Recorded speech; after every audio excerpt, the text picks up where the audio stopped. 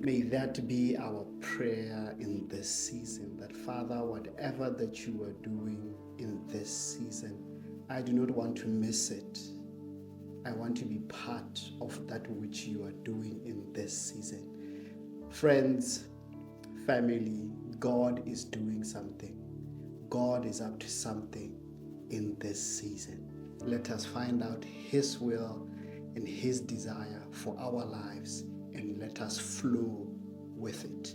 Family, we are on our Acts series, and today we are on chapter 27. Wow, can you guys believe it? One more chapter to go. So Paul has been going through many trials, and he has appealed that he wants to stand before Caesar, and we now land on chapter 27, and he's sailing on his way to Rome. When the time came, we set sail for Italy. Paul and several other prisoners were placed in the custody of a Roman soldier, a Roman officer named Julius, a captain of the imperial regiment. Aristarchus, a Macedonian from Thessalonica, was also with us. We left on a ship whose home port was Adramyttium on the northwest coast of the province of Asia. It was scheduled to make several stops at the port along the province. The next day, when we docked at Sidon, Julius was very kind to Paul and let him go ashore to visit with friends so they could provide for his needs. I think what we get to see in chapter 27 is the amount of history, the detail that is there, that the Bible doesn't leave out anything. And the amount of, we're going to encounter a lot of sailor terminology in this chapter. Chapter 3, we hear that Julius, who was the Roman officer who was put in charge of transporting all of these guys to Rome, favored Paul and even allowed Paul to go out and be ministered to by the brethren at Sidon. That was the favor of the Lord. Maybe because of the type of prisoner that Paul had been, that he had handled and carried himself with integrity, that he even gained trust with the soldiers. Putting out to sea from there, we encountered strong headwinds that made it difficult to keep the ship on course. So we sailed north of Cyprus between the island and the mainland. Keeping to the open sea, we passed along the coast of Cilicia and Pamphylia, landing at Mara, the province of Lycia. There, the commanding officer found an Egyptian ship from Alexandria that was bound for Italy, and he put us on board. We had several days of slow sailing, and after great difficulty, we neared Cnidus. I don't know.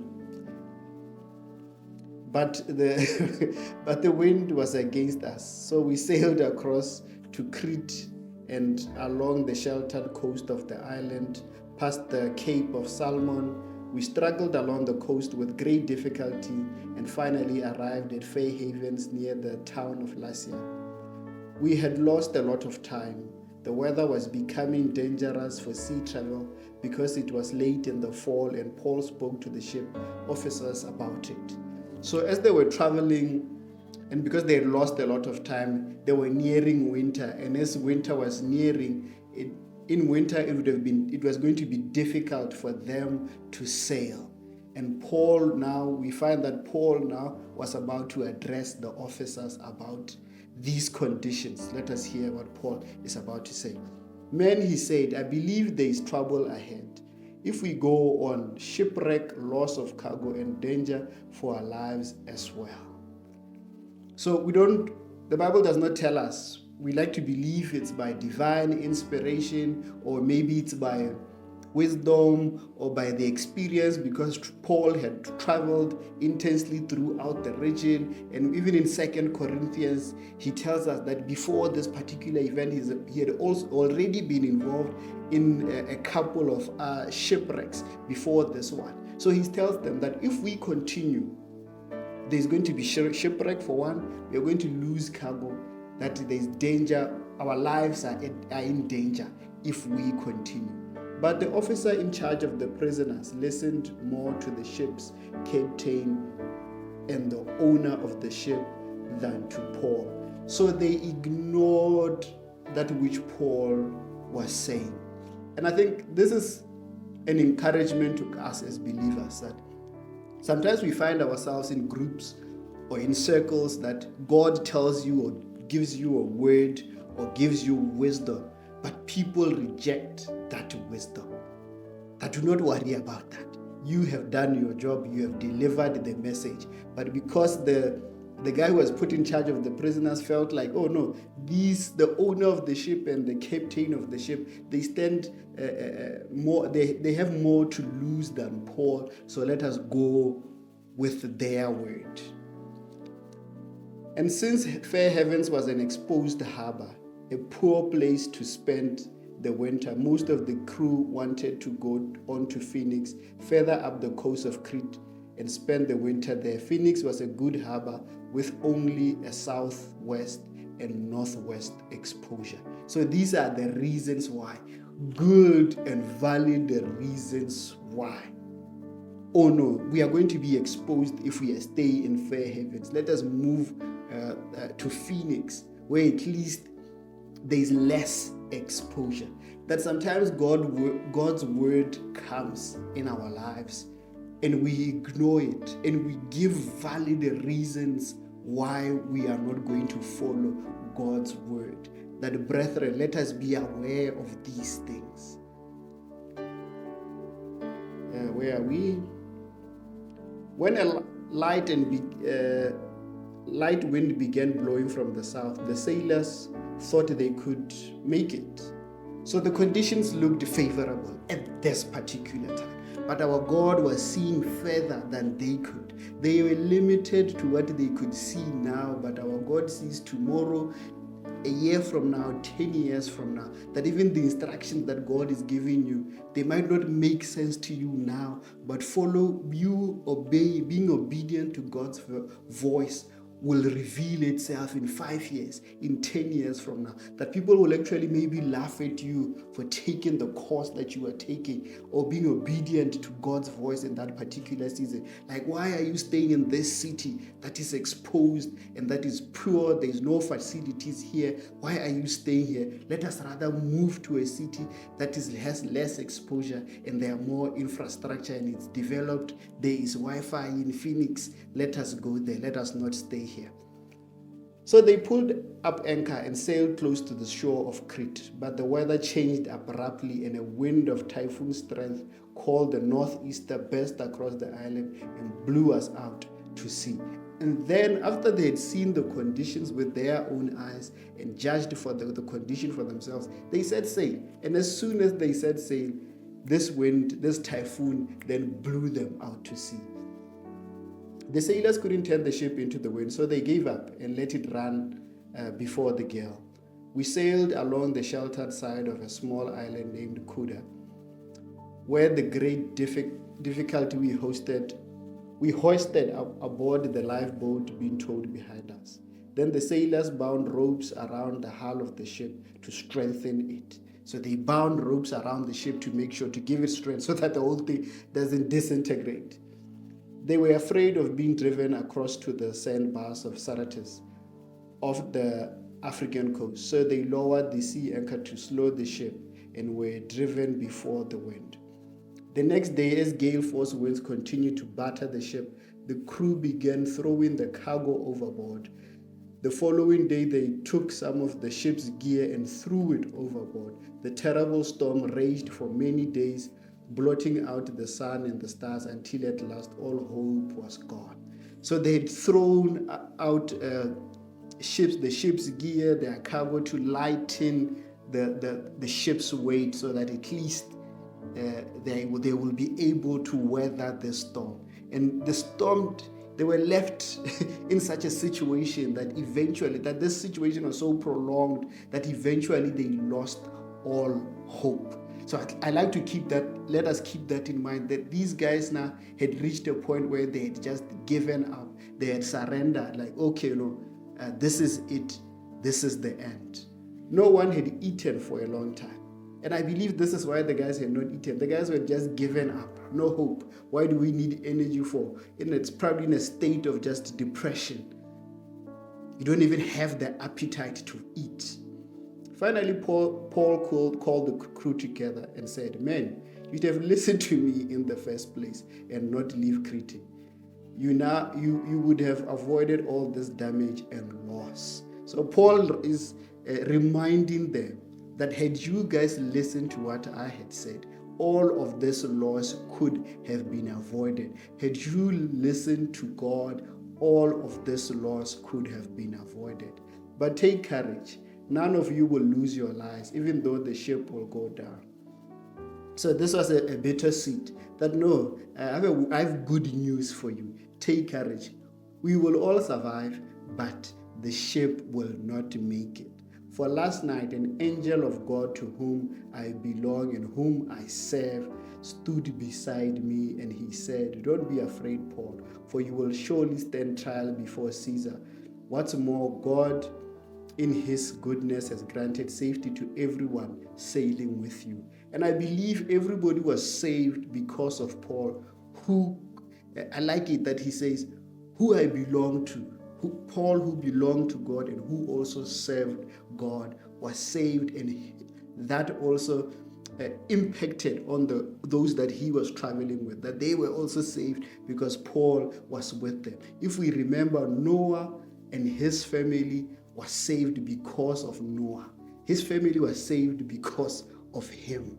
So we see it here that if we remember earlier, God had told him when he was going through all of that torture, that there's still more, that we still have to go to Rome. And now an angel has appeared to him like, no, take courage. You are still going to arrive at Rome. That sometimes God gives his promise to us. And then after that promise, then all of this, the winds of life, start coming in and start diminishing that promise in our own eyes. That you start now to wonder, how is it going to happen? That you start now to question God. You start now to doubt God. I like it in Isaiah 55:11. It says, "So shall my word be that goes out of my mouth. It shall not return to me empty, but it shall accomplish that which I purpose, and shall succeed in the thing for which I sent it." That my word will not return to me void. That which I say, you can take it to the bank. That my promises are yes and amen. Despite whatever situation that you go through, the promise will come to pass. Let us be encouraged also in the words that God has impressed, in that vision that God has given you, that it might look completely bleak right now, but know that his word will not return back to him void, that it will achieve that which it set for, that his promises are yes and they are amen. And we see his promise here, that he's reminding him of his promise that he has made to these people who had lost all hope, that no, guys, we will make it. I have good news for you, that you will make it. So take courage. I believe God, and it will be just as he said, but we will be shipwrecked on an island. That I believe God. I do not believe in God because demons also believe in God, but I believe God. I believe his word. I believe his promises. And where do we find his promises? In the Bible. Brethren, let us read our Bible and know every promise that has been promised to us. And about midnight on the 14th night of the storm, so this has been happening for 2 weeks straight. As we were being driven across the Sea of Adria, the sailors sensed land was near. They dropped a weighted line and found that the water was 120 feet deep, but a little later they measured again and found it was 90 feet deep. At this rate, they were afraid we would soon be driven across against the rock along the shore. So they threw out 4 anchors from the back of the ship and prayed for daylight. So they started now becoming, this situation had turned them into prayer warriors. Then the sailors tried to abandon the ship. They lowered the lifeboat as though they were going to put out the anchors from the front of the ship. So some of the sailors were trying to be sneaky here. They pretended now to go and lower the anchors. Instead, they were trying to escape through the life and save themselves and leave the rest. But Paul said to the commanding officer and the soldiers, "You will all die unless the sailors stay aboard." That this promise will not come to pass if you allow some of these sailors to escape. Bring them back. So the soldiers cut the ropes to the lifeboat and let it drift away. Just as day was dawning, Paul urged everyone to eat. You have been so worried that you haven't touched food for 2 weeks. So worry had completely consumed them that they did not eat for a whole 2 weeks. Please eat something now for your own good, for not a hair of your heads will perish. Then he took some bread, gave thanks to God before them all, and broke it off a piece and ate it. So we saw this also with Jesus feeding the 5,000, that he gave thanks. Oh, the power in giving thanks. There is power in giving thanks. Let us learn to give thanks.